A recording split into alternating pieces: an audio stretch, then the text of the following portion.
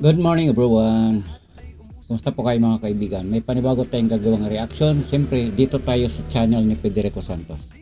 Alam ba niyo mga kababayan na itong si Federico Santos kinawawa na ng kalingap? Kaya ito lumayas na nitong nakaraan pa. Dahil unang-una hindi naman talaga siya sinusuportahan at malalaman naman natin sa takbo ng kanyang channel. Hindi ito sinusuportahan sa totoo lang. Kasi tuwing mag-live siya, ni wala ngang bibisita sa kanya ng mga VIP dyan sa Kalingap. Wala eh. Ni makikikumusta man lang at magsusuporta. At maging dyan sa VIP ng Kalingap. Pag nag-live sila, hindi man lang sinasabi, suportahan natin si Federico Santos. Kawawa naman itong taga Cavite na ito. Dahil bagsak na po yung kanyang analytic at saka yung kanyang views. Wala eh. Pangalawa, nagtampo ito dahil hindi sinama doon sa biyahe ng abroad ng Team Kalingap. Kaya ayun, mula doon sa bundok ng Kabikulan, bumaba, pumunta, bumalik ulit doon sa Cavite na nahi. Di bali na lang daw siya at manahi, at least may trabaho naman siya. Hindi daw niya inaasahan, hindi daw niya inaasahan ng kita ng YouTube. Ayun, nagpapabiktim at nagpapaawa ipik. Kawawa nga naman. Kawawa po talaga. At saka kinawawa talaga siya ng Kalingap. Dahil unang-una, binubulan lang siya dyan eh. Sige Sir Pete, go ka lang. Susuportahan ka namin. May suporta bang ganun? Ng mga videos nga niya, ang hirap nga makaangat-angat kagad. Pati yung siya pag nag-live, pag nag-live siya, wala talaga. Hindi umaabot ni di ba dati sabi niya, wala itong Buwan TV, ang laos na ito, kaya hindi ko to pwedeng takatulan. Yan ang pagmamayabag niya sa akin nung mga way back a couple of months ago. Nung umpisa pa lang kami nag-debate, nung nandito pa lang siya sa Anti-Kalingap noon. Wala, sabi niya, wala pala itong Buwan TV. Ay, naku, laos pala itong Buwan TV. Hindi ko to papatulan kasi pag pumatol daw siya sa channel ko at saka sa akin mismo, pag nagre-rebatalan, ay malalaos din daw siya kasama ko. Ayun pala, siya pala talaga ang malalaos. Kung ikumpara sa views niya sa akin, wala, gaganon lang. Kakapiranggot. Mahalata mo, hindi talaga siya sinusuportahan ng Kalingap. Maigi pa ngayon, nandito pa siya sa Anti-Kalingap, pumapalo pa ng mga 10,000 ang views niya. Diba, mga kababayan? So yun, kinawawa ang Federico Santos dyan sa Kalingap Unit. Hindi nga siya talaga sinusuportahan. Kaya ang tao, ang mama, yun, si Tokmol. Tokmol ay tawag natin. Wala. Bumalik dun sa kanyang dati trabaho. Nananahi na lang. Kawawa nga eh. Kasi hindi naman pwedeng maasahan talaga ang sokmed, lalo na kung walang views. Lalo na kung hindi nagpapalipad. Kita mo ito, nangangarap ng malaki na mayroon kahit papaano magpapalipad sa channel niya. Kasi nagmumukha ng talaga siyang kawawa. Wala na. Hindi na ito mag-charity vlog kasi unang-una, paano siya makapag-charity vlog? Wala kang kapera-pera. Umaasa lang sa mga sponsor. Walang nag-sponsor kasi duda na sa kanyang kalidad. Sa kanyang pagkatao. Hindi mapagkatiwalaan kasi pagdating sa pera, diba? Inaaway niya ang kanyang sponsor. Tinarantado ako ng sponsor. Dahil yung pera na dapat sana mahawakan niya, wala. Hindi niya nahawakan. Inirekta doon sa beneficiary. Yan ako. Mukhang kawawa nga. Walang pera.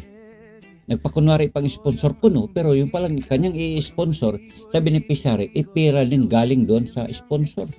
Diba? Ang kapal talaga ng balat nito sa Pete. Walang kahihiyan. Diba? Tapos, pag may pera na kuno para doon sa kanyang beneficiary na galing din naman sa sponsor, kinukupitan pa at wala pang utang na loob. Sipin mo, binigyan ng pera galing sa sponsor, pambili ng cellphone, pamasahe, pang hotel at kung ano pang mga pakinabang literal. Ayun, walang utang na loob, inaway pa. Sinabihan pa mga tinarantado ako ng mga sponsor. Wala kang utang na loob. Subalit mga kaibigan, ito, tingnan natin kung bakit siya kinawawa ng Kalingap. Ito, pakinggan natin tingnan natin yung kanyang channel. Kasi mas maiging direkta tayo dun sa kanyang channel para malalaman natin kung ano nga ba talagang nangyari sa channel niya. Ito po yun mga kaubayan. Ito, kung makita nyo yan, channel niya yan, di ba? Channel niya yan, di ba? Kung tingnan natin yung kanyang channel, ito po yun, mga kapatid, ating silipin. Ito po yung video niya sa normal upload, yung reaction lang. Normal upload natin 10 minutes lang. 10, 15, 20, yun, mga ganun lang kahaba. Tingnan mo dito nakalipas na po ang ilang minuto kung talagang ito sinusuportahan ng Kalingap community. Itong kanyang 8 hours dito na reaction niya kay Kapeso, sabi niya, pisot at talas ng memorya Pero, ang tindi ng amnesia. Kita mo, nakalipas na pong 8 oras, wala lang, 171 lang. Kung talagang ito sinusuportahan, sa dami ng viewers diyan sa Kalingap community, kahit malang abot mga agad-agad to ng mga, kahit malang mahigit sa 200. Ito, kagaya nito, ito ha, nire-reactionan niya ako. Kita mo naman na, hindi tatanga-tanga kasi ito. Tatanga-tanga pagdating sa thumbnail. Hindi marunong maggawa ng thumbnail. Kita mo, sini-screenshot lang yung mukha ko, and then, tina-thumbnail ka agad. Dito, ang sabi niya, Boy Buwang nagnakaw ng video sa bahay ni Biancy. Siniraan pa. Yan. Ito wala siyang ginagamit dito na question mark. Ha? Sabi niya, nagnakaw ng video sa bahay ni Biancy. Walang question mark to eh. At sabi niya, siniraan pa. Alam mo ba, nakalipas na po ang isang araw. One day ago nakalagay dito. Wala. 216 lang. Ito ha, may pangalan pa dito. Ginagamit niya ang pangalan ni Biancy. Sa bahay ni Biancy. Wala. Kaya itong Federico Santos, wala. Hindi talaga to. Hindi ito talaga sinusuporta ng Kalingap. Tapos, nagpapalapad ng papel dyan sa Kalingap at ito pa mismo ang nagpo-promote sa channel nila ni paring Val Santos Matubang, ni Kalingap Rab at ni Ate Edna at iba pang mga vloggers dyan. Na ang kanilang mga channel, sang katerba ng viewers, milyon na po, hundreds. Kay Ate Edna, hundreds of thousand viewers na po siya. Samantalang itong kay Federico Santos, kawawang kawawa. Wala pa sa 20,000 ang kanya subscribers. Baligtad, di ba? Dapat ang mga malalaki ang channel, kagaya kay paring Val Santos Matubang, siya sana ang magsalita. Oy mga Kalingap, pagkatapos sa live ko, suportahan natin ito si Federico Santos. Mamaya-maya magla-live ito, suportahan natin. Walang ganun eh. Kaya kinawawa nila ang Federico Santos. Nagmukha talagang kawawa. Wala eh. At saka hindi nahihiya sa kanyang sarili na ang liit ng kanyang channel, ang liit ng kanyang mga subscribers, siya pa ang nagpo-promote sa milyones na ang mga subscribers. Di ba kayo na ano dyan, nagtaka? Di ba parang baligtad? Right? Ito pa oh. Sa normal upload niya, nung nandun siya sa kabundukan, lalong nagiging kawawa siya. Nakita niyo yung mukha niya, ito. Nakita niya to, yung pinapagalaw ko, ayun oh, nakahubad pa ang mukong oh, kasi naligo ito. Kita mo yung kanyang views. Nakalipas na ang isang linggo na. Wala, 136 lang. Dito naman, ang kanyang swimming pool mo, sabi niya, ilog na nasa lupa namin, parang swimming pool. Kita mo, 160 lang. Kawawa eh.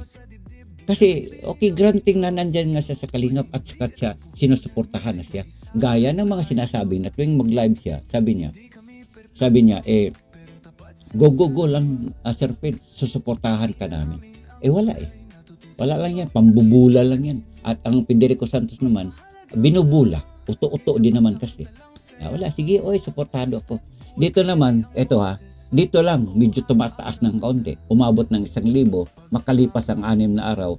Dito sa parte ng, ito yung gumagalaw. Dito, sabi niya, nagplastikan lang daw kami. Yan, question mark. Yan. Kayo humusga mga EDSI. Ginagamit niya ang EDSI dito. Sipin mo, naka-6 na araw na. Ayan, 1,000 pa lang. Di ba ganon? Ito lang, nag-iisa nag-isa lang na naging 1,000. Pero dito sa iba, dito, kagaya dito sa kabila. Ayan. Ayun, mayroon pa dito isa. Mayroon pa pala, EDSI uli. Yan, first vlog ko kay EDSI. Umabot din kahit papaano, 1,700. Pero, nakalipas na po ang 7 araw. Dito sa kabila, 6 na araw. Ayun, 1,000 pa. EDSI yan ha, ginagamit yung pangalan ng EDSI. So, granting, may nagsabi kasi, oy, mga EDSI supporter kami. Go lang Sir Ped, susuportahan ka namin. Ayan, ito. Na dapat sana, maging 2,000 man lang sana ito. Yan, kagaya dito. Yan, namundok na siya dito. Ayan, ito, kagaya nito. 8 araw na, 207 lang. Kaya kinawawa, lalo na dito. Paglalakbay papunta sa bundok, sa mana ko, sa lolo ko. Ayun, ilan lang ito? 91. 8 days. Dito naman, sa mga rebattal niya sa amin, ito. Yan, dito, sabi niya, kawawang Rina, napabayaan sa gamot. Anyari, yan. So, yen tibo. O, ilan lang ang viewers niya dito? Yan, 271. Ito, nakalipas na ang 9 na araw. Yan. Dito, ilagpas natin mga kabayan, ilagpas natin. Yan, yung Ika, sabi niya, kumakain siya ng buko dito. Ito, nakalipas na po ang, 3 weeks na, mga kababayan. Yan o, 3 weeks na o. Nakalipas lang, 463 lang, 3 weeks. Kaya nga wala, kinawawa talaga ito si Federico Santos. Ngayon, punta tayo dito mga ka-buwanix, mga kapatid, mga kababayan. Punta tayo doon sa live niya. Yan, dito tayo sa live niya. Ayan o. Dito sa live niya, ito mga kababayan. Doon sa live niya, kasi alam mo ba sa pagla-live at kung gagamitin natin ang vertical move. Yan. Kung gagamitin natin ang vertical kagaya nito, ayan o. Vertical ito mga kababayan, i-click ko lang saglit ha. Ayan. Kung yan ang gagamitin natin, yan, makikita nyo, di ba? Pulang-pula siya dyan. Kung yan ang gagamitin natin mga kababayan. Yan, sabi niya, nakapula siya dyan. Madalas po dyan mga kababayan, mataas ang views dyan. Kasi yan ang isa sa mga rekomendado ni YouTube na talagang mayroong views. Yan. Ito, nakalipas na po ang 21 hours. Ilan ang views niya dito? 7,000 lang. Hindi man lang makaabot ng 10,000. Ang topic niya dito, anti-kalingap, sanib puwersa na naman kay Papa Rico. Kita niyo to mga kaibigan, no? Ang kanyang views dito, 7,000 lang, nakalipas na ang 21 hours. Naasa na sana, pagkatapos ng live, minsan aabot man lang sana ng mga 10,000. Kung sinusuportahan.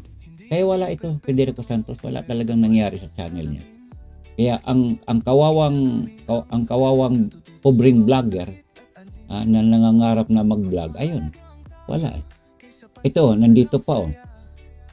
Dito tayo sa mga matagal-tagal na kanyang video, mga kanyang live. Ito, nakalipas na ang 10 days. Ito, andyan naka-flash, naka-thumbnail ang mukha ni Edu.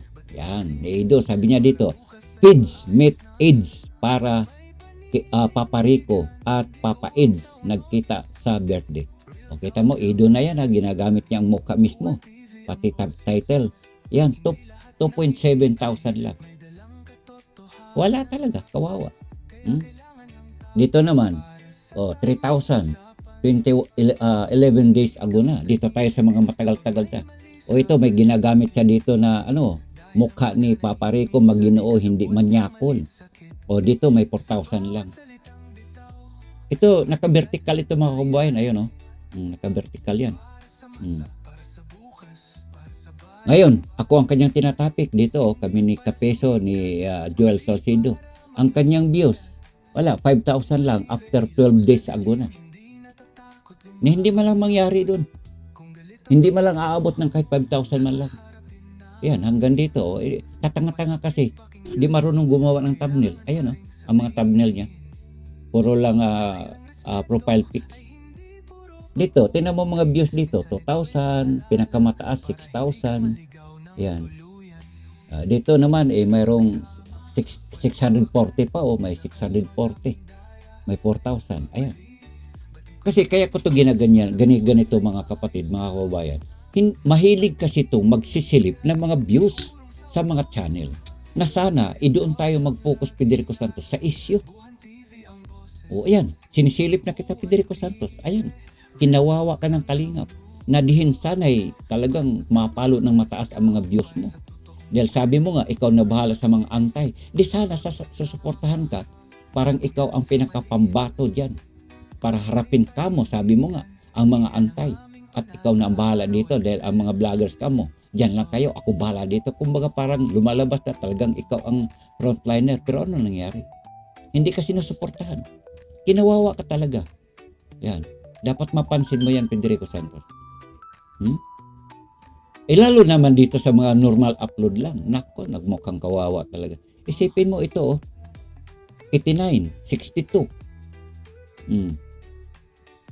Ito, pamimersonal pa ito. Kita mo, ini-screenshot niya ang Kapeso, tapos kunyari, nakasaksak palagi ang kanyang Vicks inhaler sa kanyang ilong. Ayan o.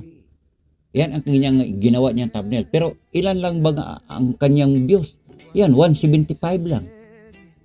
Nako, Federico Santos, kinawawa ka talaga dyan. Kaya mas maigi talaga, dapat lumayas ka na dyan. Lalo mong magiging kawawa, lalo kang magiging kawawa pagka ganyan ka. Ayan po. Dito naman, tinatabnil niya si Payatas Boy. Ito 12 days ago na, 1.4 lang. Yan. Ako dito, yan, tinatabnil. Di kasi marunong magtabnil. Yan, ini-screenshot lang yung aking thumbnail din mismo, tinatabnil din niya. Ilan dito ang views niya? 131. Kawawang kawawa talaga. Yan, kawawa talaga. Kaya alam mo, Federico Santos, lumayas ka lang dyan sa Kalinga, huwag ka nang bumalik. Niluloko ka lang dyan, naglulukohan lang kayo, pati yung nanonood sa inyo. Niluloko lang din nyo dyan, pakitang tao lang na kunyari, di ba? Kunyari, talagang ikaw legit ka dyan na defender. Defender na pinapabayaan ka dyan. Di ba? So yun po mga kaibigan, sinisilip ko lang din naman ang ayon din naman sa ginagawa ni Federico Santos na naninilip din naman siya ng mga views. O di ginagawaan ko rin siya ng ayon sa kanyang gusto, di ba Federico Santos? Kung ayaw mong gawin ng kapwa sa'yo, wag mo rin gawin ang mga bagay na ayaw mong gawin ng kapwa sa'yo doon sa iba, sa kanila. Di ba? Ganti-ganti kasi yan mangyayari dyan. O ngayon, gagantihan ka. O, walang iyakan. Ayan o, nakita. Kitang-kita ang video mo. Kinawawa ka talaga ng Kalingap. Hindi ka sinusuportahan. O, ayan o. Channel mo yan eh. Alright? So, yan lang po mga kaibigan, mga kaubayan. Ang ating maiksing reaction na ito tungkol po sa kawawang kawawa at kinawawa na Federico Santos. Yung kanyang channel, hindi suportado at hindi sinusuportahan ng Kalingap community. Wala talaga. Yan. So, ayan, hindi pa huli ang lahat, Federico Santos. Lumayas ka na dyan, tuluyan. Huwag ka na bumalik dyan. Di bali na walang community kaysa naman, kunyari, may community, ipinapabayaan ka naman. Alright? And that's all for now mga kabayan. That's it sa ating reaction na ito. At kung inyong mga nagustuhan ng ating ginagawang pag-reaction, don't forget to remember, please hit my bell button dyan sa baba para for more videos to watch. Para notified agad, para mayroon tayong mga panibagong panooring video sa mga gagawin nating reaction dito uploaded sa aking channel. Hanggang sa muli mga kabayan, this is Nobuan TV now signing off. Thank you very much. See you next time and bye-bye.